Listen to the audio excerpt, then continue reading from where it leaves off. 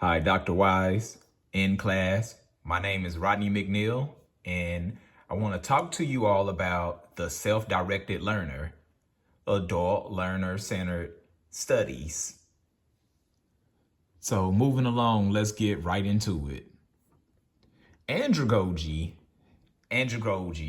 the study of adult learning. There's three elements that I think about when I hear the word andragogy based on what I've learned this semester, and that's been learner-centered, self-directed learning, and active participation. Now, these three elements, and there are more to it, but these three elements come to my mind, and they are crucial for andragogy, that adult learning, being learner-centered, where it takes the focus off of the teacher, the instructor, and it places the focus and emphasis on the student, especially in terms of the way that a student participates, which takes me to the next element, which is self-directed learning. Self-directed learning is very crucial for an adult learner because we must be motivated to learn. It's taking that responsibility in your education. You're taking responsibility for it. You're not leaning on a teacher to take the full brunt of your education. It's all about your motivation and how far as an adult learner that you want to take it. Active participation. What you put into your learning is what you will get out of it.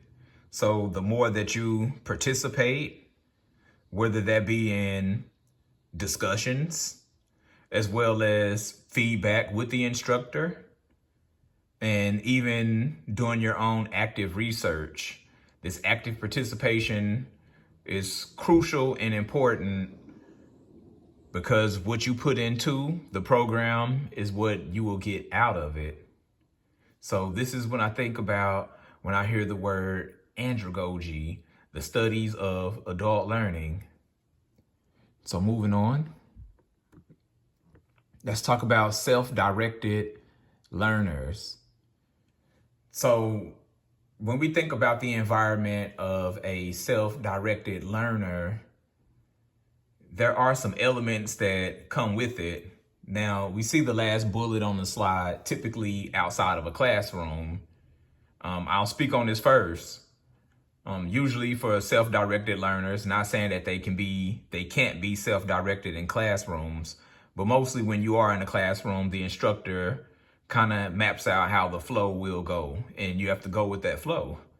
So self-directed learning does take place out of a normal classroom setting.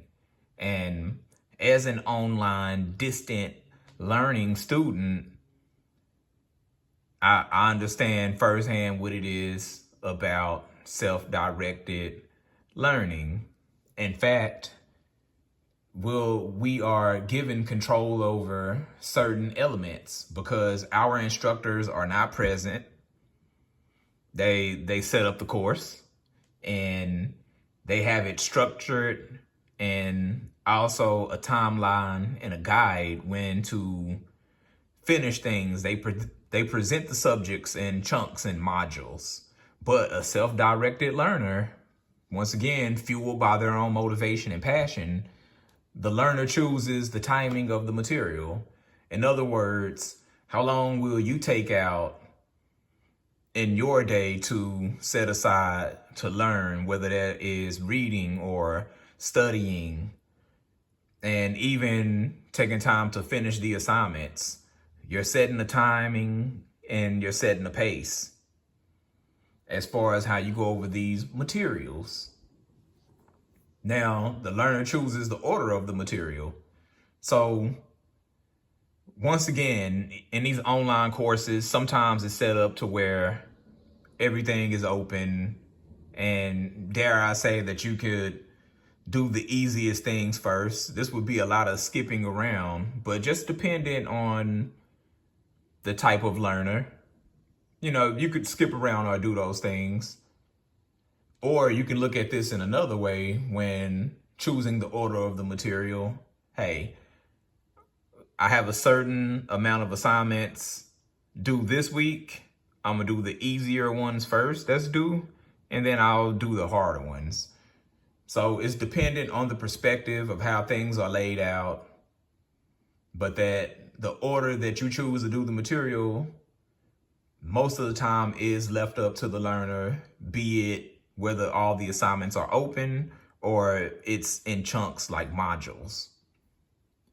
So the learner must identify their own resources. I will say in online courses, a lot of times you will be presented with the textbook is, but when we think about research and things of that nature, you will have to go find your own articles and resources that come with the research. You might have to provide your own laptop, internet, things of that nature. But these are the things that will help you. And there are other things to motivate you. There might be supplemental videos or even other books that could help you with your learning, even individuals. So it's not limited, but you identify your resources and you also give credit and source them as well. So the learner must be motivated. And I'll say this again, this is one of the most crucial aspects of being a self-directed learner. Being motivated. Will I take responsibility for my education? Am I fueled to get up and learn as much as I want to? Am I going to dive in it without any hesitation? And do I have a mind and heart that is willing to follow the instructions and figure out some things?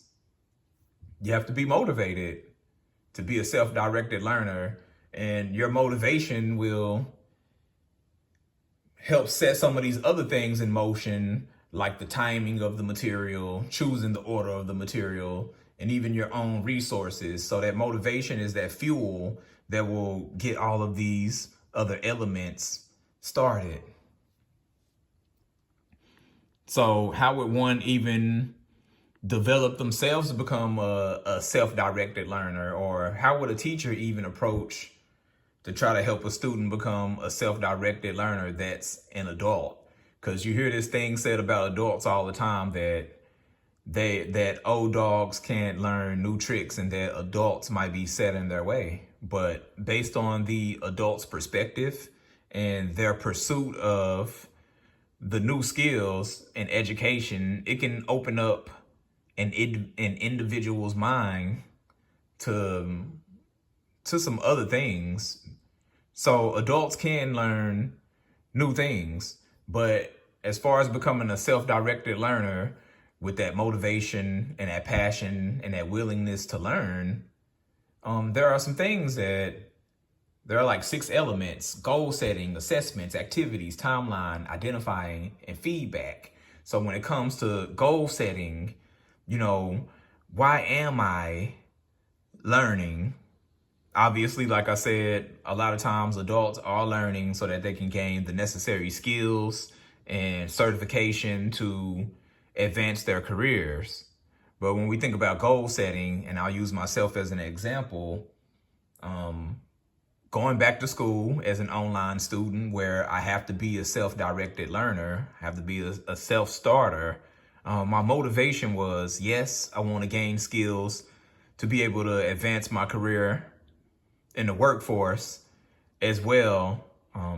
If I do this, I'm gonna have to do it wholeheartedly. So I want to strive to be the best. That means I don't want to settle for anything less than an A in my coursework. Now, I'm not defining everything on numerical value as much as what I'm reaching for. Like, I don't want to fall short of excellence. So that's a goal. It might be to finish my work at a certain amount of time. Yes, I have 4 classes and 4 days out the week. Each day I'm going to knock out a whole class and be done with it for the week. It's different goals that you can set, but this is showing that you are taking responsibility and you are putting some things into play. So you can set small goals. These are just examples. There are plenty more examples of goal setting. Assessment. So how can I measure my progress, or even how can a teacher measure your progress? Usually is done through assessment, and there is formative assessments that usually measure the progress of a student. Summative is more about the end goal. But when we speak about this formative, how can I measure this progress? There might be entrance and exit slips. There might be surveys. These things are to identify, where a student might be in their learning first. And then you might take a test, you might have a discussion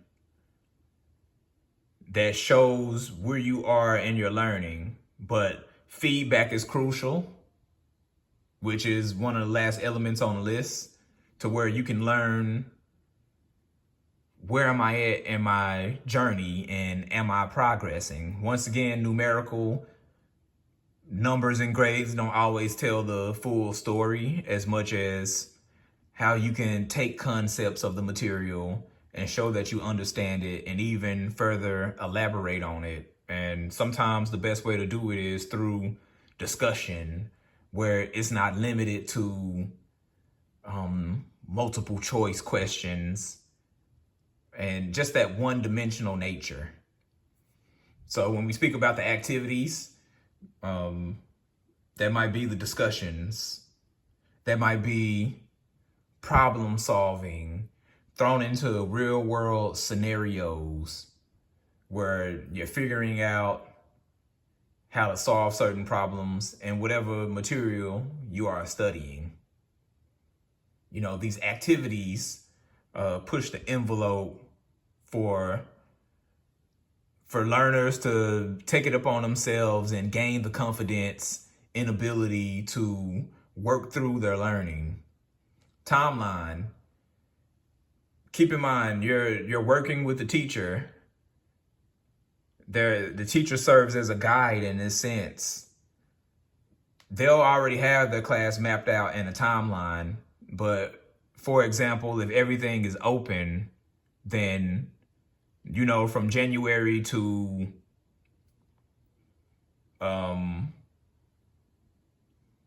March, let's use January to March.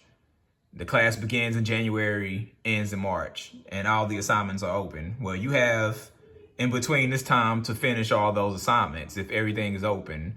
Now, sometimes it's not that way, and it's in chunks.